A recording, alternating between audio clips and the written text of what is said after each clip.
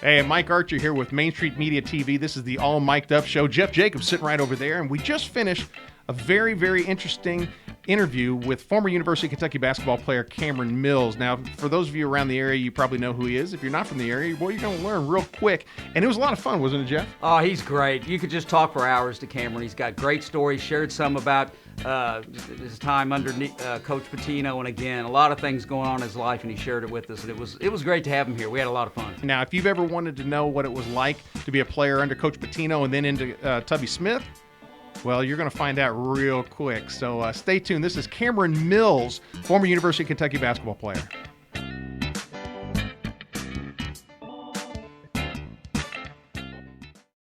Find new roads at Bob Allen Chevrolet in Danville. Check out Bob Allen's Dealmaker pricing on new 21 Chevy Silverado 2500 Crew Cab 4x4s. Shop online at boballenmotormall.com. My name is Mike Archer. The disembodied voice you're going to hear over there is Jeff Jacobs. Well, we have a very special guest today, maybe even more so than anyone we've had so far. Oh, I agree. Number 21 in the program. There you Number go. 1 in your hearts. Cameron Mills, how you doing? I'm well, man. How are you? Well, you know what? I'm very, very well because as of Friday, I knew that I was going to get to actually sit down and talk to you. So well, this is very exciting. I think as of Friday, I knew I was going to get to talk to you all. So This is big for us, man. I mean, I don't think so. Y'all have had the great Larry Vaught on here. Well, and that's odd that you would say great because I not would. everybody would say that. I would. Let's start us off with the obvious. Tell us how you ended up at UK. I ended up at UK for, I always say for maybe three main reasons. My dad played at UK in the 60s, played for Coach Adolph Rupp. Family joke is that he always, when it is a joke, it is sincere though. It's what happened when Kentucky played LSU back in the 60s, late 60s, 60 to 71 is when he played. Era? He had to guard Pete Maravich. Oh, wow. And so, and as a matter of fact, it came up this week. One of my dad's best offensive games, because it's one thing to play against Pete Maravich, okay, and it's another thing entirely to have to guard him. Oh, of course, yeah. And Dad had to guard him. He, along with Jim Dinwiddie, who played for Kentucky. Right. So they would split assignment. Dad was a starter, and it's one of the greatest, funniest things. For my dad's 50th birthday, we went to the UK Archives down at the library and got two games, both against LSU. Both of them happened to be two of Dad's best offensive games. But the family joke is that, my dad had to guard Pete Maravich when they played LSU, and my dad held the pistol to 65 points a game, which is exactly what happened. You went to which high school? Dunbar. I went to Paul Ernst Dunbar.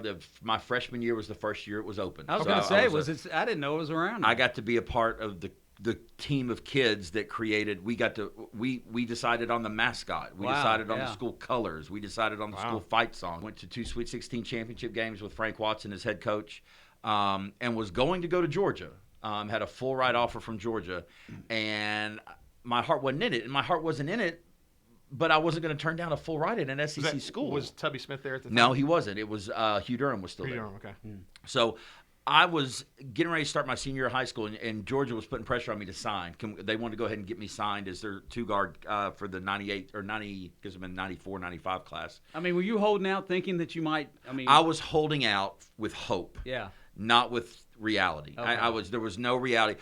UK was never going to come recruit me. But my fear was this. My fear, Jeff, was if I have Georgia's saying sign now before your senior season. Right. I'm thinking, what if I just explode this year, and I've signed with Georgia, and Kentucky comes calling. Yeah. Now, in reality, that was never going to happen, no matter what, because they had signed a gentleman by the name of Jeff Shepard, and because they'd signed Jeff Shepard, they were in no need of me. And that was kind of a constant joke on some level between Jeff and I for years. Right. And on some level still to this day, he and I, in a fun way, compete over everything. But Dad, because of his connections with Bill Kitely, went down, and I knew he was doing this one day. I was literally going to sign with Georgia the next day, if it would, depending on what he heard from UK. He went down, talked to Mr. Kitely, told Mr. Kitely what my fear was, just wanted to see, is there any chance UK is interested in Cameron if he has a great year? And the answer came from Billy Donovan, from Coach Pitino, to Mr. Kitely. And Billy Donovan even came down and spoke with my father, said, no, we're set at two guard. We love Cameron. We've seen him play at our camp. I'd gone to Pitino's camp every year. We're not going to be interested. We're good.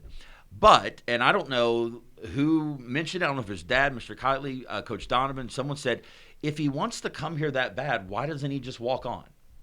And that had never occurred to me. It never occurred to Dad. In-state tuition at the time wasn't that bad if you lived in Kentucky. And they said, you're on the team. If you want to come be a Wildcat, you are on the team. You don't have to try out. You're going to be what they called a preferred walk-on, which is the only difference in me and Tony Delk, other than talent, was that, you have to pay for your tuition and Tony doesn't. Right. But I was on the team, had a number, had a slot in the lineup, a very, way down in the lineup, but a slot in the lineup. So, but all I heard was they want you. Because to me, it was the same thing. It was the same thing. It was, you're not good enough to waste a scholarship on, but you're going to be on the Kentucky basketball team. What difference does it make to me if mom and dad are paying tuition? And fortunately, it didn't make a difference to them either. I did play. I had moments, not many, freshman, sophomore year as a walk-on, but I got a scholarship my junior and senior year. That's what I was going to ask next. Yeah, I did get a scholarship my junior year. And then Tubby renewed it for my senior year. Because what a lot of people don't realize, these scholarships are not 4-year scholarships. They're 1-year scholarships. Every kid has a 1-year commitment to the school and let me correct that. The school has made a 1-year commitment to the kid. The kid has made a 4-year commitment to the school, which is why they can't transfer without penalty for the most time. That's probably going to bring up something we're going to talk about in a little bit. That nonsense? Yeah. So you played for 2 different coaches. Is there any way you can tell us just a little bit about how different the practices were, say, from one to the other? One of them, Coach Pitino kind of coached out of this fear. You were afraid to disappoint him. You were afraid of what he was going to physically do to you if you did not live up to your expectation or perform the way you were supposed to, which wasn't he didn't beat you, but it sounds abusive to me. Some might have seen it as abusive, but it was basically you're going to run until you throw up kind of thing. I mean, there was a physical aspect of it, but he never. But to be clear, he never laid hands on us. No. I get that. Yeah, but did you actually run till you? No, that wasn't even an odd thing. If you weren't pushing your body to the point where your body was ready to quit on you, then the problem that creates, as far as Coach Pitino was concerned in his aspect, and I believe there's some truth in this, is that it's not that he's worried about you being able to physically perform in games, because games were off days for us. The games were breezes for us because practices were what was grueling. Practices are 4 hours. Games are less than 2 or 2 and less, and you're not even playing that whole time. And Coach Smith was like that to a degree, but the difference is that I truly did. I feared Coach Pitino. Mm-hmm. I loved Tubby. Now, what's funny is I love them both now. But I was terrified of Coach P. As a matter of fact, I had Mark Pope on my radio show about a year ago, and I asked Mark this long-winded opening question, because as I tend to do. And Mark he ignored my question. He goes, Cam, do you remember how terrified we were of Coach Pitino? Yeah. And I'm sitting there thinking, yeah, that's all we were, was scared of Coach Pitino. I thought Coach Pitino hated my guts. And I've learned kind of some perspective in the long run of, no, he actually cared about me a great deal. And it's the whole thing of, if Coach doesn't say a word to you, that's when you should be worried. Right. If Coach is yelling at you every day, he's driving you. If Coach is ignoring you, then you need to leave. So was this fun? I mean, was playing basketball then what you envisioned it to be when you're sitting in the classroom and getting the walk-on offer at Dunbar? Not even close. Wow. It was the exact opposite. It was miserable. Really? It was class at UK was respite. I could not. Some kids come. Are the kids going to class? Well, I went to class because class was quiet. Wow. What you are allowed to see as a fan is 5% of what these kids have done in the last 2 weeks or the last week. I was getting ready to take this. I'm glad you brought this up. That's all you get to see. You get to see. You get to see. Hopefully, them at their best. But chances are, just because the TV's on, the lights are on, even the lesser capacity fans are in the stands, you don't get to see what they've gone through to get to this point. Yeah. You get to see them in their uniforms as a team, and you get to see the excitement. Yeah. What you don't see is them throwing up in trash cans in the middle of practice when their body says, I can't go any further, but their coach says, oh, you can and you will. Yeah. And don't get me wrong, I'm thrilled I played at Kentucky, honored to have played at Kentucky. It was one of the best periods of time in my life, but at the time, I hated life. I'll tell you this, Jeff. I don't think I've ever told anybody this story, because we were talking about things that we wanted to talk about that I've never talked about before. Yeah. I was so miserable my freshman year at UK. I never was suicidal, but I was thinking about self-harm. Jeez. So you wouldn't have to practice. Exactly. Wow. That's exactly right. So, I remember yeah. driving under New Circle Road and Harrisburg Road, driving under New Circle on Harrisburg Road, South Broadway. I remember one time I was driving home and I'd had a particularly rough practice, meaning I had been run till I puked. I had been beaten up emotionally, mentally by Coach Pitino, which that's how he coaches. And the greatest thing you do as a player is you learn not to take it personally. Oh, yeah. And once you do that, you're good. Mm-hmm. You'll let it all fall off your back, and that's what he wants you to do. But I hadn't got that year. I was still a freshman. I hadn't learned that Sure, lesson yeah. yet.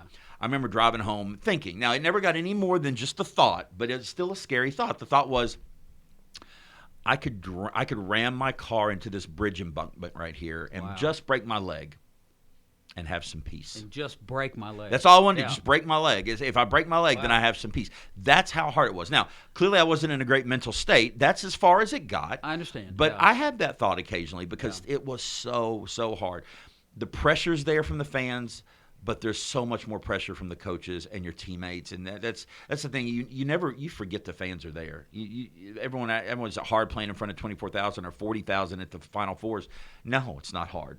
Because practice is what's hard. Yeah. That's what's Disappointing your teammates is what you fear. You don't fear disappointing the 40,000 fans. You hope you don't, but I'm more worried about am I letting Jeff Shepard down? Am I letting Wayne Turner down? Am I letting Antoine Walker down? Am I hurting my teammates? That's what you fear. Coach Pino never turned off.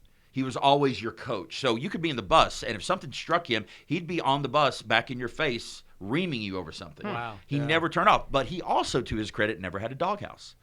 He had no doghouse ever. Really? There's a rumor he had one for Scott Padgett during the year when Scott wouldn't go to class, his freshman year where he got thrown off the team and then he came back. There's a rumor Scott was in his doghouse, but he doesn't have a doghouse, which means he doesn't hold a grudge for his players. If you continue to screw up, as I did many, as long as you give him, as long as you keep going, as long as you keep – now, if you quit on him, he's done with you. But as long as you keep giving him what he asks for, even if you mess up, that's all he wants. So that brings up my next question real quick. If you can kind of continue this, was there a hierarchy? Would he leave the guys who maybe was the high scorers alone and then pick on the walk-on? No. So it was equal. It no. was equal. All right. So there's no hierarchy. That's a great question.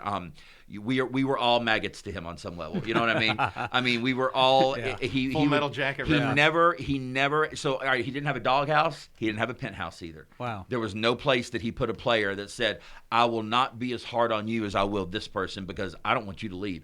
Antoine Walker was one of the biggest recruits he brought in during the 4 years I was there. Mm-hmm. He was, brutal to Antoine and that's the thing that the brilliance of Coach Pitino is he is going to treat you in a way where you want to quit daily. But if you don't quit, what have you become? Tougher. I'll tell you this quick story. So Ron Mercer, that's one of the funniest stories. Y'all may not find it funny, but my teammates and I, when we think about this, We'll so laugh hysterical. anyway. So don't Okay, at least give me a fake laugh. Ron Mercer was a freshman having a tough time because that freshman year with Coach Pitino is just brutal. And so Ron apparently went to Coach P privately to tell him that very thing, to say, "Look, Coach, I don't respond well to this kind of coaching. Can you take it easy on me?" Oh, geez. Now, I don't know that he put it in those words, but that's what he said. Yeah. So Coach's response to him in the moment was, "Sure. I'll take care of you, Ron. I'll take care of you." So the very next practice, and we're talking like 3 hours later, right? We're in the afternoon practice. We're down stretching. Coach P comes down out of his office, and we're down there, and we all huddle up. Coach goes over a couple things. He says, "Oh, by the way, guys, Ron has asked me to take it easier on him, so I'm going to do that. So I'm going to treat Ron differently than I treat the rest of you." And like, we don't even know what is this? Like, is he serious? Because if he's serious, we all now hate Ron. And if he's not serious, which he wasn't, it was basically he was so, I don't know how to describe it, but hysterically manipulative. In that, Ron, I'll go easier on you. As a matter of fact, I'm going to go down and tell all your teammates that I'm going to go easy on you in front of them, and then I'm not going to go any easier on you. No. He could have, to your point earlier, Mike, he could have, because I was a walk-on, because he didn't waste a scholarship on me, because there was no guarantee he was ever going to get anything beneficial out of me that would help him, his career, or the team. Mm-hmm. he could have just left me alone. Because I even told him when I walked on, my first meeting with him, I told him, he said, he didn't really try to talk me out of coming, but he said, don't you want to go to a school where you're going to play? And I said, Coach. Wow, did he really? Yeah. And I said, Coach, what you don't understand is this is my dream. And if I sit the bench for 4 years, but I get to wear that uniform, that's my dream. My dream is, yes, to play for Kentucky, but playing in my mind counts as sitting the bench. So I'm sitting there sincerely thinking, if I sit the bench for 4 years with that 21 on my front and Mills on my back, that's going to be a dream come true. I wound up playing. I wound up having a career that I'm proud of. I wound up setting 3-point shooting records. I wound up hitting big shots. I wound up winning 2 national championships because of him. Yeah. And so it wasn't because of me. Yeah. It was because I had a coach who would not let me have small-minded dreams. Well, you hit a shot that every kid in the state of Kentucky and outside of Kentucky has dreamed of making, that shot against Duke, which has to be something. Absolutely. Do you even have dreams about it? I mean, is it still vivid? No, actually, it's funny. The dreams I have are dreams about being late to practice. I have those. That's and, awesome. And if I'm in a game, by the way, I don't know if you know, but I played at IUPUI. Oh, did you really? Yeah. And every dream I have, I can't make the basket. It will not go in. I've never had that dream, but I have the dream where I'm late. Yeah. Because being late is worse than not making a basket. Because being late means you have not planned. Miss a basket, you miss a basket, right? Miss a shot. But being late means you have not planned, son. He is a lot nicer now. I think part of it is because he's mellowed. I think everybody mellows out. You know, if they're intense and driven, I think they mellow out as they get older. I think every coach does to some degree. But I think what it is it's not he's nicer to us because we won these games for him. He's nice to us now because he trusts us to give him everything we have. And I think it's more of a respect thing than I think it is anything else. Okay. Are you glad to see him back into coaching? Yes. Okay. Oh, he never left coaching. I know. I mean, he went to Greek. Yes. Look, this is a man who college, I guess. Yeah, I am. I'm worried about, is the NCAA going to come down on him up at Iona? Not Iona, but up on him because of the Louisville stuff. I'm worried about this. I don't know what's going to happen, but. Yeah, heck yes, I'm glad to see him back. Look, that's the thing. It's one of those things where I couldn't stand him when I played for him, and I adore him now. It's weird, and I think part of it is you just grow up.